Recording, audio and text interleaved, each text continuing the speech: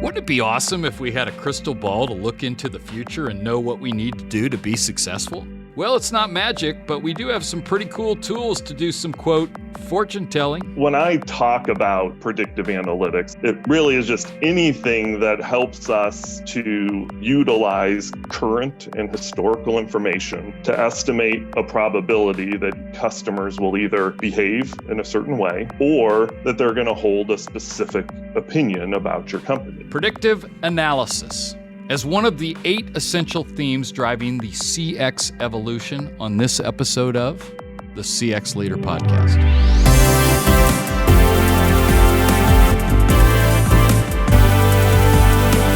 The CX Leader Podcast with Steve Walker is produced by Walker, an experience management firm that helps our clients accelerate their XM success. You can find out more at walkerinfo.com. Hello, everyone. I'm Steve Walker, host of the CX Leader Podcast, and thank you for listening. As we like to say on this show, it's never been a better time to be a CX leader. And we explore the topics and themes to help leaders like you deliver amazing experiences for your customers. This is the 3rd episode of our series, CX Now, 8 Essential Themes Driving CX Evolution, in which we take a close look at today's current topics and trends that CX pros need to embrace to be better leaders and take their programs to the next level. This series has been developed in collaboration with our partners at Qualtrics, which includes feedback from more than 50 CX leaders. So far, we've covered digital interactive experience and personalization. If you missed those episodes, you can listen to them on our website, cxleaderpodcast.com. In this episode, we're going to focus on predictive analysis, using artificial intelligence or AI, natural language processing, and other tools to anticipate customers' needs and actions. And there's no better person that I can think of to help us understand this topic than our very own Dr. Troy Powell. He is our Vice President for Strategy and Analytics here at Walker, and he's actually a legend on the podcast.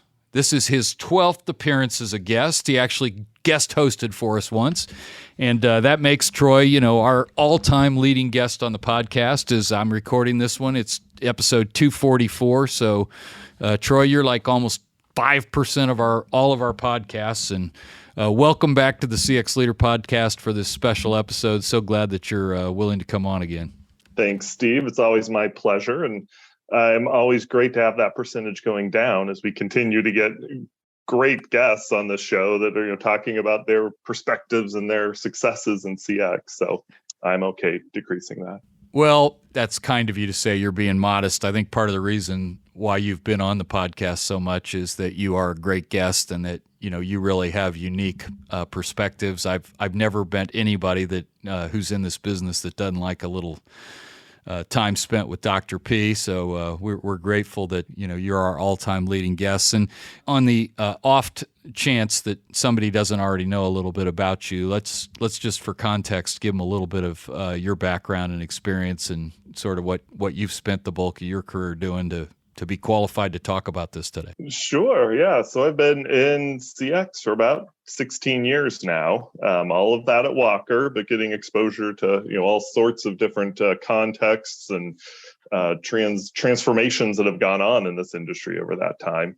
And it predominantly focused in the space of data analysis and then kind of the CX strategy, saying the core of what CX can do is collect this data that otherwise wouldn't be collected, getting the perspective of the customer, but just having it isn't enough. How do we actually take that data, make use out of it, and to then drive decisions and actions forward? So that's been where I spend a lot of my time is how do we get the right types of data, and then how do we make use of it? Yeah. I should also say that you've been sort of the architect of this series too. I mean, part of your job is to kind of look in the future and say, where do we need to go? So maybe, again, share a little bit about the genesis of that and how we came up with this idea and sort of what you've been doing to make this thing happen. Yeah, we do always try to boil things down to essentials, to frameworks, to what are the kind of core pillars that we should be thinking about and focusing on, and so we developed these 8 things, and the reality is sometimes we create them real quickly and say, oh, these 8 sound great and move forward. and honestly, it's a little bit of what happened here is, we've spent a lot of time in the space. We know some of the big themes, but also the fact that, these 8 things are very interrelated. And that was a piece we spent a lot of time on. Do we want that? Do we want to try and condense, all of this? But end of the day is, they should be interrelated. Like CX is a very interrelated topic. And so, these things don't stand alone. They're not mutually exclusive, but we feel like they represent the real core of what CX leaders need to be thinking about and addressing and, putting plans around, because they're not going anywhere. But the way we address them is changing and is always changing. And so what we wanted to do with this is look forward to, or what do we think CX needs to be doing to really address these themes as we move forward over the next 6-7 years, moving towards 2030. So these themes are ones that, hey, we may end up changing some as they go along, but are the things that we want to keep as consistent focus points over the next 6 to 7 years of time within CX. Yeah, and this is awesome because this is the third in the series of 8. And for the first 3, at least, we've been able to do them in chronological order. And I already see, in the second one, I could refer back to some of the stuff we talked about in the first one, and we will just continue to build on it. And actually, what you're talking about is you're almost trying to create predictive analytics for the future of a CX pro, which I kind of like that, right? So, right, yes. Yeah. Trying to do it without analytics, which is always dangerous, right? There's a quote, and I can't remember it exactly, but basically that humans are obsessed with predicting the future, and we are absolutely horrible at it. Yeah. So that's why the value of analytics in that to help make up for the gap that we really think we know what's going to happen. We never do. Yeah. Actually, that's isn't that like, I'm going to butcher this, but isn't life is what happens while you're making your plans? Yeah. Similar concept. Exactly. Yeah. All right. Again, you've been part of the architect of this, but in each one of these episodes, I start with our expert, in this case, you, on predictive analysis, and just I'm going to allow you to define it for our purposes today. So, Dr. Troy Powell, how do you define predictive analysis as it applies to the future of customer experience? Yeah, well, and really, of all the episodes I've done, this is going to be the easiest because it's just in the title, right? We need to analyze things to be able to predict. That's it. So I think we're pretty much done. That's the definition. You know what to do. Analyze data to predict, and that's all it is. I wish it were that easy, but predictive analytics is one of those things that's been talked about for a while. I actually look back at Gartner hype cycle. They put out every year about these technology topics and where are they at in this cycle of being, kind of the next savior of the world to down the trough of disillusionment, and predictive analytics, in one form or another has been on there since, the late 2000s, early 2010s, whether that was in data mining or, other terminology, but machine ultimately learning. The idea of, and now it's, AI, machine learning, prescriptive analytics, so it's always at different terms, but at the root of it, it's kind of been the same thing, which is how do we make use of data, which we are just awash in some way to understand either, and this is where it does get confused a lot. Everybody thinks it's just about the future, like predicting what's going to happen. Especially within CX, we also need to think about it as just predicting what we don't know about customers or about their experiences or about their perceptions. So when I talk about predictive analytics, especially in CX, it really is just anything that helps us to, utilize current and historical information to estimate a probability that customers will either behave in a certain way or that they're going to hold a specific opinion about your company or have a certain perception. So it's really about using data we have to basically, in essence, create more data, to create more useful data. And so, yes, some of that's future oriented, but not always. And the other element of that is it's customer level. right? We get a lot about like forecasting trends, and that's important.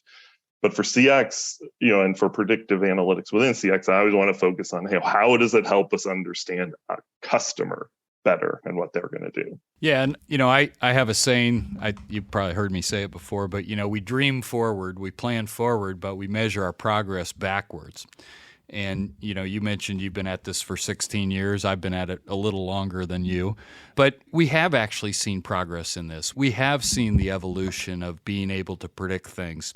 And, just very simply, like we ask an intent to renew, right? And if it's a subscription where when the subscription's going to run out, you can actually measure that behavior and relate it back to what they said 3 or 6 months ago. So, and then you can aggregate that. So that's just kind of a very simple example of how we can make it predictive. But what are some of the key points for a CX pro to think about as they start talking about being more predictive in their analysis? Yeah, I think it's really important to not fall into the trap of thinking the magic of predictive analytics or of AI or of any of these kind of advanced things that it's kind of a push button magic solution, right? Because kind of look at it as, throw this at some data and it's going to tell us what to do.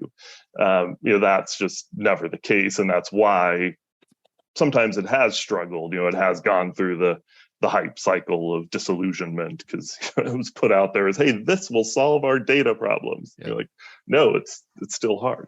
I think one piece I really always talk about is having the right questions in mind, for what you want predictive analytics to do for you. And whenever possible, try to get below the first thing you think about, right? So if you talk to CX leaders or business leaders, right, you'd be like, if you could predict one thing, about what the customer is going to do or think, what would that be? And be like, well, are they going to leave us, right? Are they going to churn? Are they going to stop buying like that? And obviously that's an important thing, to pick. But what I usually then try to say is, okay, well, what is it that affects that? Like, we generally have an idea of the things that are precursors to churn. We don't have a perfect idea, and that's, what analysis uses, but we usually have some idea of, well, hey, if we see that they're using the product less, 3 months before renewal, that's a bad sign. Or there's been a lot of operational analysis usually on things like churn or purchase of a new product, right?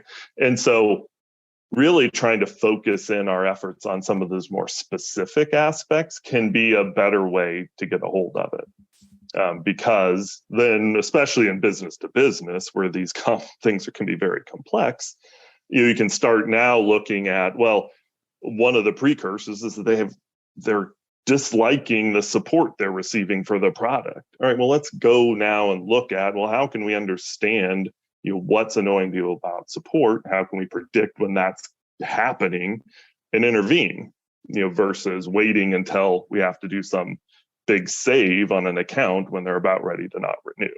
So trying to push upstream as much as possible is kind of one piece of it. And it's usually a little bit easier to get the data in those cases sometimes too.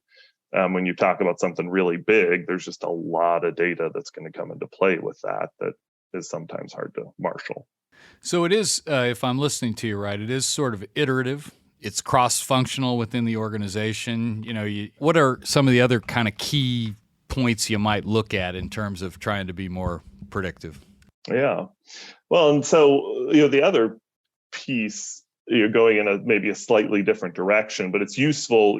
One thing I found with predictive analytics, because it is such a broad topic, that there's all sorts of different kind of ways you can talk or think about it. So, another way that I will often try and get people and clients to think about is, when we talk about, for CX leaders particularly, right? When we talk about like, what is it that you want to prove the impact, of, it's usually at the top end. Like, we want to show that, the emotion, the perception, et cetera, from the survey is able to predict or explain a behavior. And you mentioned it with like the intent to renew, right, or an NPS score or a loyalty score. And say, okay, it's important to know this because it actually relates to behavior. And so proving that out is pretty important, and that's kind of a predictive little element to it.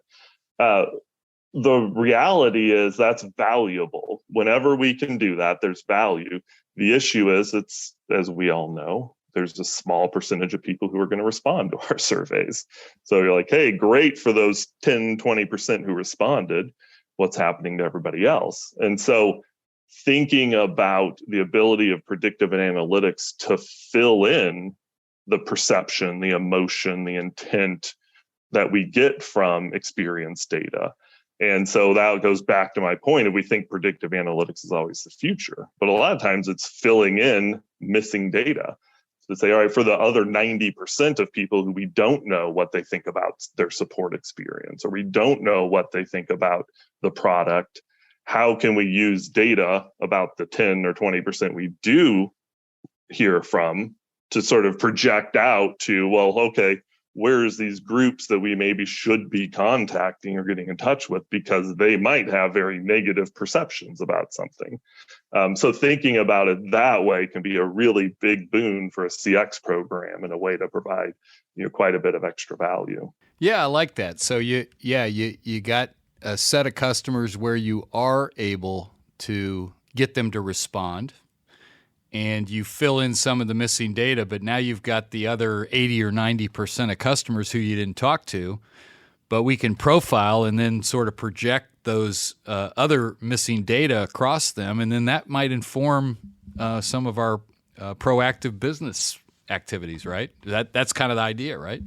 Yeah, and it's a aspect that helps a lot with personalization, right? Which was a previous topic. Exactly. One of the hardest things to do when you're trying to personalize services is if you don't know what people think about the services, right? If you're like, oh, hey, we think they're going to love this because they're, young. It's like, well, not every young person is the same. Yeah. And so having some sense of, well, hey, it looks like, these other factors come into the play for people who really want a more digital experience versus a more human interaction, or these pieces of things that can help us to actually do personalization in a more personal way by predicting or understanding that sentiment in a broader way.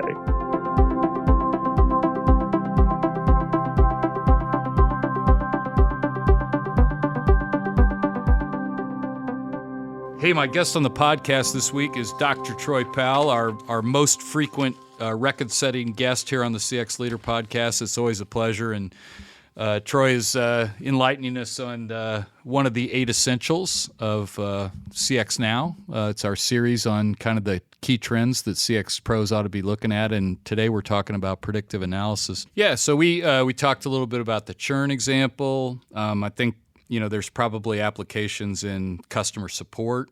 Like you could use a certain number of transaction surveys to maybe predict some others who we maybe don't know, but maybe they're having the same problem, and then proactively go out to them. What are the other applications? Are there any applications that are kind of like more revenue generating? One that I've seen work before, it's pretty interesting, is within kind of a cross-sell, upsell, new product environments where maybe the goal is to get either a new product that's come out and try and get people to utilize that, especially current customers, because you have and this is a piece that's also critically important for CX to think about, like the current customers, we have data on them that no competitor can touch, right? I mean, so that richness of data, if we're not utilizing it, is going to waste. And so with current customers, saying either an upsell opportunity or new product opportunity, I've seen a lot of times where sales ops teams will come up with great profiles of, hey, here's the type of customer that's most likely to buy this new thing or buy this thing that's been out for a while, and we're trying to expand its reach. The one element that can actually be really helpful there is, well, all right, the people who have bought it already, which ones have actually liked it? Right? Because sometimes we force new stuff on client and like half of them don't really like it. So wouldn't it be better to be able to understand, hey, these are people who are seeing great value in this and are telling us they love it and that it fits really well. Let's layer that in And now we have the ability to say, okay, not only are these people likely to buy it, but this group is likely to actually love it and keep it and grow with it. And so that's a little angle again of like predicting out this kind of sentiment or perception to try and get a better business outcome. Wow, that's fascinating. Again, for our CX pros listening to that, just think about that concept of taking that back to your sales leadership. You're really talking about an information advantage. The way you frame that is like we're the only ones that have the data from our customers about our products, and nobody else can access that. So what gold can we mine from that? And you started this whole conversation about collecting data that a lot of people think you can't get to. It's like, well, we don't have that data. Well, I think that's part of the real lesson here is let's go get it. Something's better than nothing. And if we iterate on that a few times, we are going to find that information advantage. The other piece I think that's interesting is the data integration, which is a topic that we'll be discussing at some point in this series. But that's obviously the root to so much of this is getting the data together in a place that you can analyze it. But that's often really is a barrier to predictive analytics, but sometimes it's a barrier that we make, because it just seems like it's so hard. And what I've found that sometimes can help there is we don't need all the data, right? We don't need access to every metric in your, Service Cloud instance necessarily to predict whether somebody's happy with a service event. Just as an example, if we can get it, fine, great, like that's useful. But generally, most companies' operational research groups have done a nice job of understanding what the top items are. And then, we've seen through doing this a few times, you're like, hey, what's some of the big things that keep coming up and predicting sentiment? So getting a group together to say, okay, well, let's try and get these 10 metrics or these 20 metrics together. To your point, it doesn't have to be perfect right away. That can be a way to sometimes get around the fact that nobody's got systems that talk to each other as much as we would like. That's just the reality. So that's kind of a way too to think about data integration and not let it stand in the way of trying to get something done. Yeah. It's a little bit of analysis paralysis. You sit around and wait too long complaining about what you don't know instead of really trying to get at some things that could move the rock a little bit up the hill. Hey, let's turn it a little more to the practical applications now. And this is kind of a thing I've been using in this series, but okay, I'm a CX leader. I got a pretty decent program, but I've not really gotten into predictive yet. And, you're giving me all these ideas. So where do I start? Kind of what are some of the initial motions or actions I could take to start to get my company, my program on a path to being more predictive? Yeah, I think the place to start, it's similar to, if you go way back to our kind of X and O data discussions in the past, how do we get experience data and operational data together? And a similar fact of talking to stakeholders, right? So saying, all right, really, I think of it as like starting with the decision in mind, right? So what decisions are people in the organization making relative to how customers are being served that they feel like something is missing within that decision? So, the idea of, hey, we're deciding, like our account reps are deciding on a weekly basis what customers who are getting ready for renewal do we need to, talk to more? Do we need to, that might be at risk? All of these things, that's happening already. Well, do they feel like that's good enough for them? Like that's a smart enough decision? Or do they feel like that decision could be something that is maybe smarter, could be made more accurate, could have additional data aligned to it? And it might be that they feel great about it. All right, wonderful. All right, let's go talk to the next person. Or what's the other decisions your account teams are making? So, continually having those discussions of where are people who are being asked to make continual decisions over and over, where are they feeling a little bit, I don't know what the right word is, but not feeling great about that decision, not feeling as confident as maybe they would like to.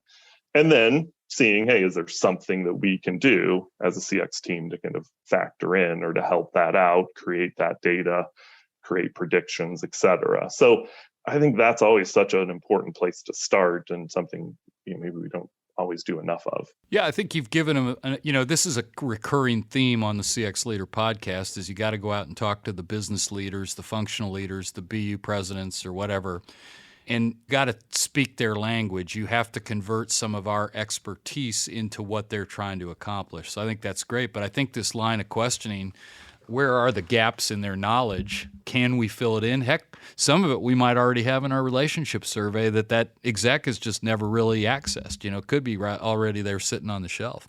One of the things that I'm taking from this, Troy, is, in order to be good predictive analysis CX pros, we got to keep talking to the stakeholders, and we got to keep filling in the missing data. I think that's kind of a theme you have here is to be predictive, we have to go find data that maybe doesn't exist yet, or maybe somebody doesn't know it exists. So you were taking us down kind of a path of, how do you go talk to these users and unearth these gems of missing data that we can fulfill in our organization. And in doing that, we create great value. So talk to me a little bit more about how the CX Pro might action this in terms of how they're reaching out to the other business leaders to find these places where we need data. Yeah, I often talk about a series of questions that you can ask yourself, or even better, ask your colleagues. And it starts with what I was just talking about, which is what decision do you want to improve? Right? Think about the decisions that you or your people in your group are making on a regular basis that affect the customer. Which ones of those do you want to improve? Then asking, okay, well, how are those decisions currently managed? What systems or processes are in place? Because sometimes the decision you make, there's no real process to manage it, in which case, honestly, creating a better prediction or a better data is not really going to help. Like, if there's not a way to improve in the management process, that's the first thing you actually want to do. Yeah. So that's a good thing to ask and understand. And then diving into, okay, what data is most relevant about that? And again, there's this expert opinion aspect that you can tap into that we often know. We don't know everything. That's why analytics exists, to find the new things. But we usually have a decent idea of the top items. And then, okay, where does that data reside, and how or can we get it? Right. And so those kind of questions help to really bring you down to, okay, this is a candidate. This is something that we might be able to help with and fix. So that's a nice kind of cheat sheet, I would say, of how to go about it. That's awesome value. So it may be your take-home value, but I haven't asked you that question that I ask every single guest, and I've asked it of you at least 12 times before. But, it's the concept here is we try to leave our listeners with kind of the one thing or, a couple of key thoughts that they should take from your podcast and that they could apply to improve their program, almost immediately. So, Dr. Troy Powell, what is your take-home value from this session on predictive analysis? I think I thought about it a lot because there's a lot of pieces of this. But to me, it always comes back to, start with the decision in mind. It's not starting with what you want the prediction to be. It's what decision do you want to improve and make better? And really, the value of predictive analytics to me is to make decisions faster, to make them more accurate, or to make them apply to more customers. Like, those three objectives about decisions really where I think we need to be focused as the CX team relative to predictive analytics. So if you're, so start with that decision. What decision do we want to improve? Where do we want to make it, faster decision, a more accurate decision, or a decision that we can make for more customers because we have the right information now? So that would be my take-home value. Start with a decision in mind and work backwards from there.